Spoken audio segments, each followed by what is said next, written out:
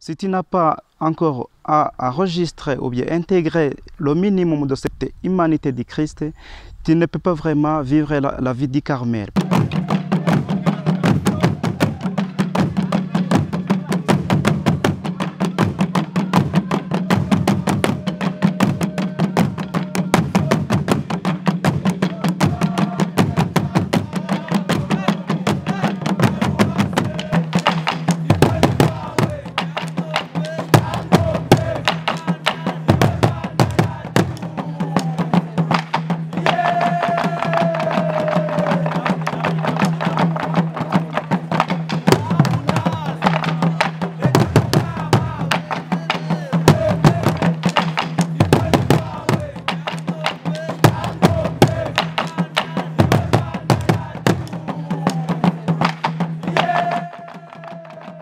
Je m'appelle Frère Jean-Baptiste Mutabaruka, de Saint-Thérèse de l'Enfant Jésus.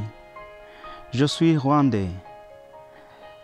Je viens de passer 8 ans dans cette vie des frères Carmel Deschaux de la Bienheureuse Vierge Marie du Mont Carmel. Pour cette occasion qui m'a été offerte, de vous dire ou bien de vous parler de ce que c'est la vocation carmélitaine, j'aimerais répondre à cette problématique dans 2 points, je dirais. Le premier point, un frère carme, c'est d'abord un chrétien. Le deuxième point, je vais vous parler de le frère carme, c'est un religieux consacré. Si je commence avec le premier point, le frère carme, il est d'abord un chrétien. Un chrétien dans le sens qu'il a été baptisé et confirmé. Donc pour être un frère carme, il faut avoir cette dignité, je dirais universelle, la dignité de personnes baptisées. Par là, on entend que par le baptême, on est configuré au Christ. Cette configuration au Christ nous rend humains. Donc pour être un frère carme, il faut vraiment être humain. Être humain, ça veut dire donc tu es tendre et miséricordieux. Tu es non seulement tendre et miséricordieux, et aussi tu es vraiment compatissant envers les miséreux. Par là, donc toutes les vertus du Christ, tu dois plus ou moins les intégrer dans ta vie. Si tu as un minimum d'intégration des vertus du Christ, c'est là où tu peux s'approcher chez les carmes pour toquer et demander d'entrer dans l'ordre. Si tu n'as pas encore à enregistrer ou bien intégrer le minimum de cette humanité du Christ, tu ne peux pas vraiment vivre la vie du Carmel, parce que la vie du Carmel, ça exige vraiment d'être humain. Si tu n'as pas intégré ça, donc tu vas avoir un problème, que ce soit non seulement avec toi-même, mais aussi avec tous les frères avec qui tu vas partager le pain quotidien. Si je continue avec le deuxième point, un frère carme, c'est un religieux consacré. Par le baptême, on est déjà consacré au Seigneur. Mais ça ne suffit pas. D'être consacré, oui, ça suffit d'une certaine manière, mais pour continuer à cette suite du Christ, il faut vraiment suivre le Christ de plus près.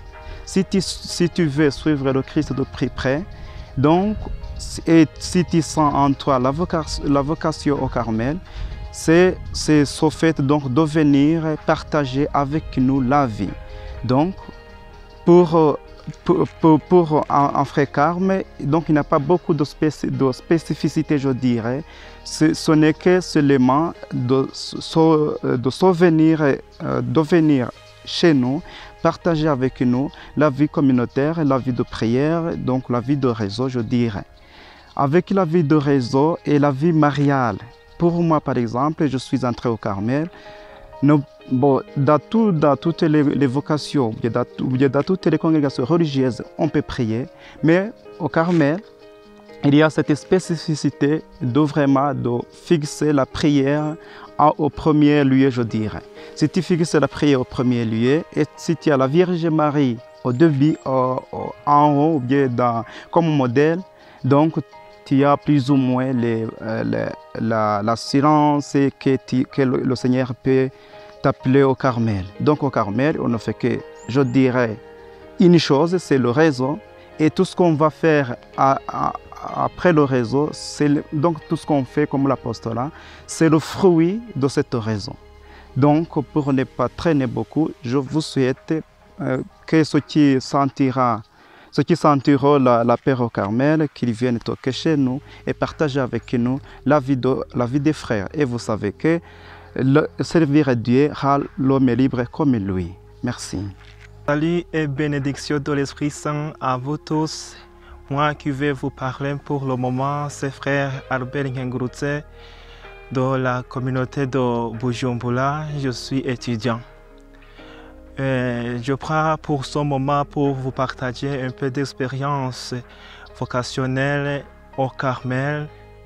Surtout, je vais vous partager la soupe de prière. Et quand je dis la prière au Carmel, c'est surtout le réseau mental.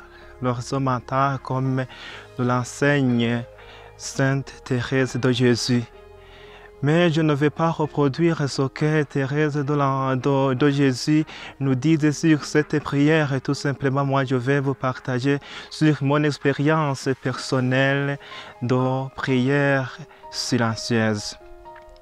D'abord, pour moi, cette prière silencieuse, mais une prière de rencontrer Dieu, Dieu qui m'habite, et surtout une prière qui m'aide à me rencontrer, d'aller vers moi-même, de me trouver dans mon cheminement vers la sainteté.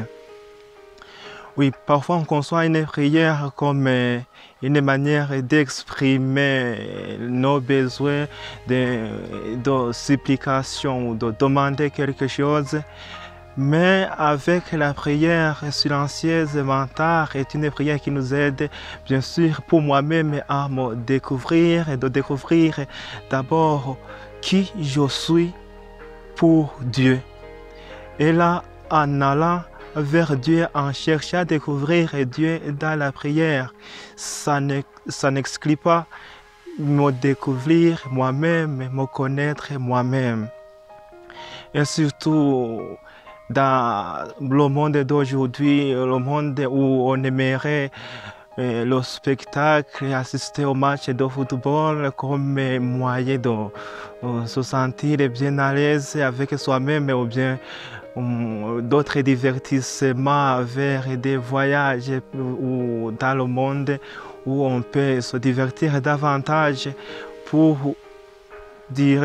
s'offrir soi-même, pour ne pas être je dirais soi-même. Mais la prière silencieuse, je dirais que c'est une prière qui nous aide à nous découvrir nous-mêmes et nous accepter et nous donner à Dieu tel que nous sommes, afin que nous soyons et afin que nous ayons une conversion à travers le travail de notre personnalité.